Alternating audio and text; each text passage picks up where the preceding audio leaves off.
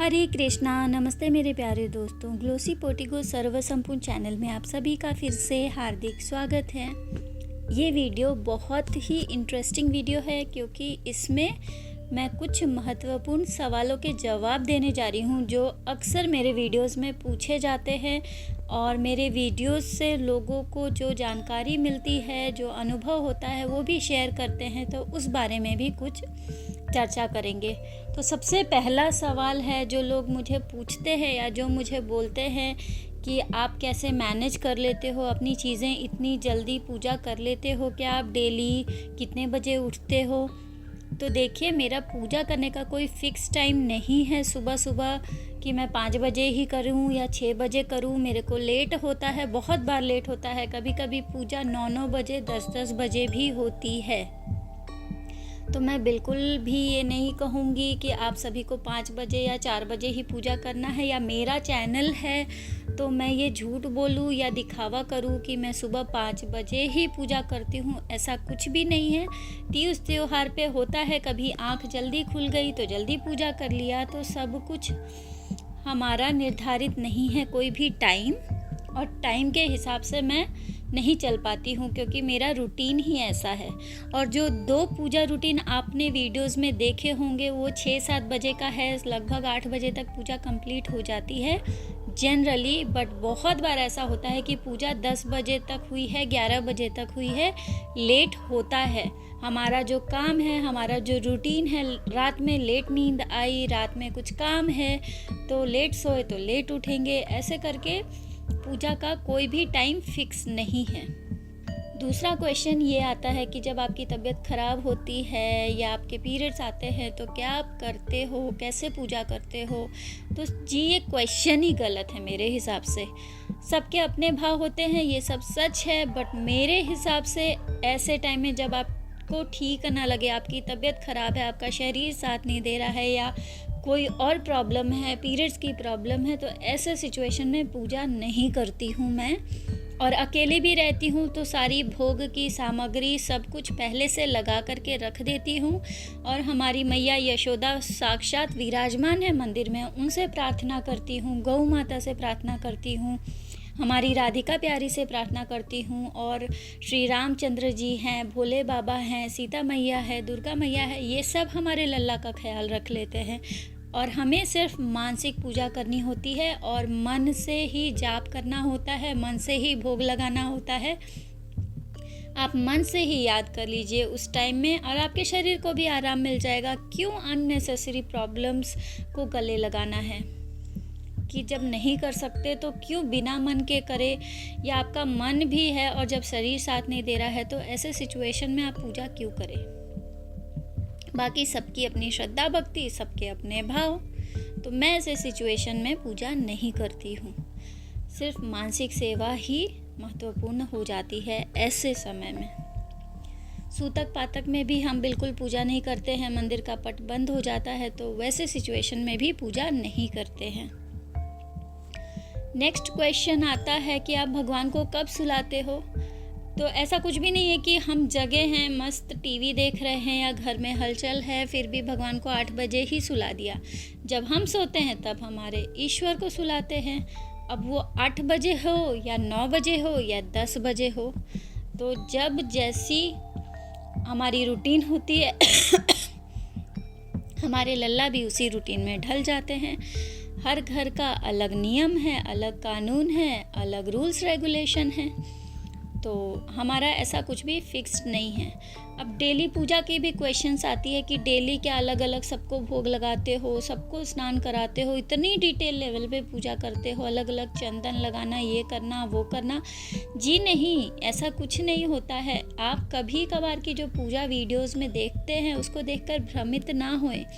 आप घर पे एक दीपक और एक भोग लगा रहे हैं वो भी बहुत है, और मैं भी बहुत बार ऐसा करती हूँ। मेरे पास समय नहीं रहता है, 10 मिनट में भगवान को गंगा जल छिड़क के स्नान कराया, भोग लगाया, दीपक जलाया, बस। हाँ, आरती महत्वपूर्ण होती है। आरती ना भी कर पाए तो कर्पूर गौरम वाली कर दे, उससे सारे भगवान की आरती हो जाती है। तो चैनल को देख के भ्रमित ना हो और ऐसा ना सोचे कि डेली 2 घंटे 3 घंटे हम पूजा में लगाते हैं। हम गृहस्थ आश्रम में हैं, हमारे बहुत सारे ऐसे काम हैं, तो ईश्वर को मन से दिन भर याद करें। जो भी खाएं भगवान को याद करके खाएं, उनको मन ही मन अर्पण करके खाएं। मेरे यहाँ लोग बोलते हैं कि यार आप खाना डेली बनाते हो लड्डू गोपाल के लिए, या जो भी खाते हो सब कुछ भोग लगाते हो, तो इतना पॉसिबल नहीं होता है। मेरे लिए तो नहीं होता है कि घर में अगर 3 बार कुछ बन रहा है तो तीनों बार हम भगवान को ले जाकर टेबल पे सजाकर उनके थाली में भोग लगाएं। हम ईश्वर को बोल देते हैं, ईश्वर जो हम खा रहे हैं आपका ही दिया हुआ है, आपको ही अर्पण है। ईश्वर का नाम लेके उनको धन्यवाद दे के खा लेते हैं। कभी कभी हम ड्राई फ्रूट्स चढ़ा देते हैं। सुबह की पूजा में तो कभी भी भोग नहीं लगता बना करके, थोड़ा लेट लग गया वो ठीक है, कुछ और फल दे दिया, कुछ और दे दिया वो ठीक है बीच में। बट मेरे यहाँ ऐसा नहीं है कि सुबह मैं पहले भोग बनाऊंगी फिर पूजा करूंगी, और पूड़ी पुए सब्जी और इतनी सारी चीज़ों का भोग नहीं लगता है हमेशा। और नमक का भोग तो बहुत कम लगता है। किसी स्पेशल ओकेजन्स पे फलाहारी नमक डाल करके जो सब्ज़ी वगैरह बनती है कम मसाले वाली, वो हम ईश्वर के समक्ष रख देते हैं। पर ईश्वर को इतना ज़्यादा नमकीन भोग नहीं लगाते हैं, मीठा ही लगाते हैं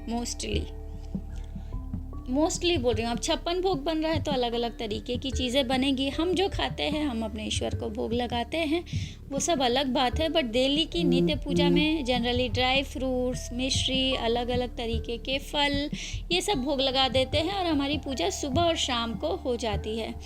लल्ला को कहीं घुमाने ले जाते हैं कि नहीं, मॉल ले जाते हैं कि नहीं, तो हम ऐसा बिल्कुल भी नहीं करते हैं।